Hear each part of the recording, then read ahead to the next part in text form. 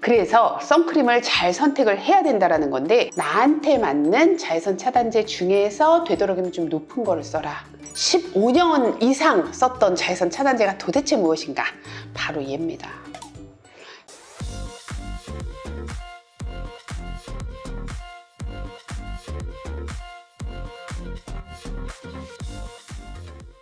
안녕하세요. 피부 해결사 퓨린 언니 김현진입니다. 오늘 저한테 사진을 하나 주셨는데요. 보이세요? 팔이 이렇게 빨개요. 낚시 갔다가 탔어요. 낚시 갔다가 요새 뭐 등산하기도 너무 좋고 골프 치기도 너무 좋고 야외 활동하다가 이렇게 일광 화상 입기 쉽죠. 이 일광 화상은 왜 생기는지, 그리고 예방법 알려드리도록 하겠습니다. 일단 자외선을 알아야겠죠. 자외선은요, 크게 자외선 A하고 B가 있는데, 자외선 B 때문에 일광 화상이 있는 거고요. 노화를 일으키고 색소 침착을 일으키는 게 자외선 A입니다. 그렇기 때문에 일광 화상과 노화를 막기 위해서는 자외선 A하고 B를 다 차단하는 게 굉장히 중요하죠. 그래서 선크림을 잘 선택을 해야 된다는 건데, 선크림이라는 게 굉장히 선택하기가 어렵잖아요. 뭐 SPF도 있고 뭐 PA도 있고 어쩌고저쩌고 너무 많은데, 이게 이제 전문가마다 선택하는 기준이 다 다릅니다. 저는 개인적으로 제가 쓰는 기준에 대해서 얘기를 드리면, 저는 SPF 50에 PA 3+를 써요. 이게 뭐냐? SPF라는 거는 자외선 B를 차단하는 지수. 그러니까 50이나 90이나 자외선 B를 차단하는 그 양은 거의 비슷하기 때문에 저는 50을 쓰고요. 아니요, 비싸진 않아요. 그러니까 가격이 더 비싸지는 거는 절대로 아닌데, 그러니까 사람들이 높은 걸 쓰기 싫어하는 이유가 뭐냐면, 높으면 피부에 완전 독할 거야, 피부에 트러블을 많이 일으킬 거야 라고 생각을 하기 때문에 높은 걸 쓰기를 약간 꺼려 하는데, 제가 봤을 때는 뭐 높으면 아무래도 트러블이 생길 가능성이 많기는 하지만 꼭 비례하진 않아요. 그렇기 때문에 저는 나한테 맞는 자외선 차단제 중에서 되도록이면 좀 높은 거를 써라 라고 얘기를 하고요. SPF가 높은 거를 쓰면 이런 거는 좀 막을 수가 있겠죠. 근데 이것만으로는 부족해요. PA 지수가 있는 거를 사용을 해야지 우리 피부의 검버섯이나 기미 이런 것들을 좀 막을 수 있고, 광노화도 막을 수가 있기 때문에 PA도 가장 최고 지수 3+를 사용하라고 해요. 세면 셀수록 자외선 차단을 하는 성분들이 많이 들어있기는 한데, 이제 자외선 차단제에 대해서도 간단하게 또 설명을 드리면, 왜 유기자차, 무기자차라고 하잖아요. 유기자차라는 거는 뭐냐면 자외선을 흡수를 해버리는 거예요. 이게 피부에 알러지, 트러블을 일으키는 경우가 굉장히 많기 때문에 유기자차 성분 같은 것들을 조금 줄이는 게 좋고요. 알러지 있는 사람들은 대신 무기자차라 그래서 허옇게 되는 거 있죠. 백탁 현상. 그게 알러지를 덜 일으키기 때문에 이제 알러지가 잘 생긴다 하는 경우에는 조금 허옇게 되는 거를 선택하는 게 또 한 가지 방법이기는 해요.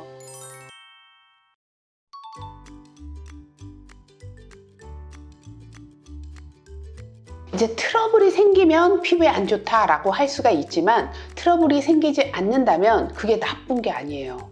그러니까 이거를 발랐을 때 나를 보호해주는 기능이 더 크기 때문에 트러블의 가능성이 있는 자외선 차단제를 배제를 하고 선택을 해서 항상 바르는 거. 세안하듯이 자외선 차단제는 그냥 무조건 발라라. 흐린 날, 비 오는 날에도 반드시 발라라. 그냥 생활화를 하셔야 돼요. 당연하죠. 오히려 내가 야외 활동이나 출장을 가거나 야외 활동을 한다 이런 경우에는 더 빨라야 됩니다. 자외선 차단제를 고를 때 이제 기준이 되는 게 뭐냐면 제형이에요. 피부가 지성이다 하는 경우에는 겔 타입이나 로션 타입 가벼운 제형을 써주는 게 좋고요. 나는 굉장히 건성이야 하는 경우에는 좀 크림 타입 촉촉한 거를 써주는 게 좋겠죠. 그러니까 이거에 따라서 이제 제형을 다르게 하는데, 선스틱 같은 경우에는 저는 덧바르는 용도로 많이 사용을 하고요. 스프레이도 나와 있는데, 스프레이는 얼굴에는 이 흡입하는 게 또 안 좋다고 되어 있기 때문에 얼굴에는 쓰지 마시고요. 몸 넓은 부분을 뿌리는데 사용을 하는 게 좋고, 스프레이 같은 경우에는 차단력이 조금 떨어집니다. 똑같이 SPF 50의 PA 3+라 하더라도 조금 차단력이 떨어질 수가 있기 때문에, 만약에 스프레이를 뿌린다면 더욱더 자주 발라야 되는 거죠.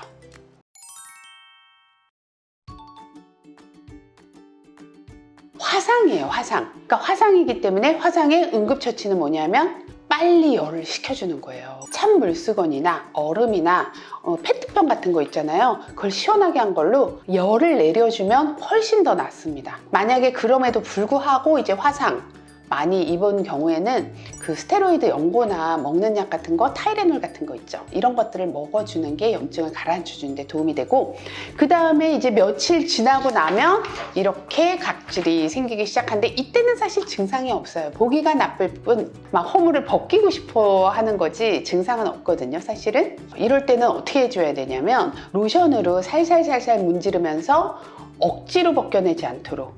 왜냐하면 피부가 굉장히 예민해져 있는 상태이기 때문에 이거를 벗겨버리면 당연히 염증 같은 게 생길 수가 있습니다. 그렇죠. 까매지는 거는 왜 까매지냐면 빨갛다가 색소 침착이 되는 거거든요. 그래서 빨간 그 기간이 길수록 까맣게 색소 침착이 많이 되는데 그냥 예쁘게 타면 되는데 대부분 얼룩덜룩해져요. 그리고 그런 잡티 같은 거 우리가 일광흑자라 그러거든요. 일광흑자가 막 이런 데도 엄청 많이 생기기 때문에 빨갈 때 조치를 잘 취해주는 건 정말 중요해요. 뭐 이걸 시원하게 해가지고 열을 내리고 진정시켜주는 거 도움이 됩니다. 그런데 주의할 게 있어요. 이 알로에라 그러면 사람들이 다 너무나 순한 거라고 생각을 하는데요. 이 알로에가 알러지를 일으키는 경우가 꽤 있기 때문에 좀 바르고 약간 가렵거나 빨갛거나 한 경우에는 절대로 하시면 안 돼요. 빨갛게 되고 막 각질이 일어나고 이 단계에서는 진정 치료가 굉장히 중요하고요. 그 단계를 지나서 피부가 얼룩덜룩해진다. 그러면 그때는 빨리 레이저를 하거나 이제 비타민 치료, 이온 치료라고 있거든요. 그런 것들을 하게 되면 색소가 빨리 돌아올 수가 있어요. 빨리 생긴 기미는 치료를 빨리 하게 되면 빨리 돌아와요. 근데 그거를 내 걸로 쭉 두게 되면 치료하는데 시간이 그만큼 오래 걸립니다. 그래서 여름 휴가철 지나고 나서 얼굴에 뭐가 생겼다, 팔에 뭐가 생겼다 하면 이런 치료를 받으러 빨리 오시라 그래요. 자외선 차단제 뭐를 이제 쓰는지 궁금해 하실 것 같긴 해요. 제가 15년 이상 썼던 자외선 차단제가 도대체 무엇인가? 바로 얘입니다. 라로시포제라 그래서 알러지의 유발이 가장 낮은 것 같아요. 우리 환자들 많이 써봐도, 피부 예민한 사람들한테 많이 써봐도 별 문제가 없는데 요거보다 더 촉촉한 타입도 있기는 하거든요. 근데 전 요게 가벼운 타입이라서 되게 좋아하고, 그리고 화장을 할 때 화장이 밀리거나 이런 것들도 없고 남자들이 쓰기에도 굉장히 좋아요. 그 다음에 어느 정도 발라야 되느냐, 한 이 정도 써야 돼요. 근데 이거를 한 번에 다 바르면 다 흡수가 안 돼요. 그래서 이거를 3등분을 해서 나눠서 발라요. 시간차를 두고 흡수를 시킨 다음에 다시 바르는 거죠. 그리고 제가 또 얘기 드릴 게 이런 이제 쿠션 같은 거예요. 여기에 SPF 뭐 몇, pH 지수 이런 게 들어있어서 간혹 가다가 여기 그게 들어있는데 자외선 차단제를 굳이 발라야 돼? 라고 하시는 분들이 꽤 있어요. 얘로 이만큼을 바르려면요, 이거 반 떠서 발라야 돼요. 이해하셨어요? 진짜 이만큼을 떠서 발라야 되는 양이에요. 이런 종류는 저는 중간에 화장을 고치는 용도, 덧바르는 용도로 쓰는 거지, 자외선 차단제는 반드시 따로 발라라. 단독으로 따로 발라야 됩니다. 그 다음에 내가 야외 활동을 한다, 나 오늘 놀러 갔어, 해변가를 갔어 하는 경우에는 이런 스틱 같은 거 있죠. 스틱을 쓰는 거예요. 얼굴에도 쓰고 저는 화장 위에도 막 써요. 오늘 감사합니다, 원장님. 네.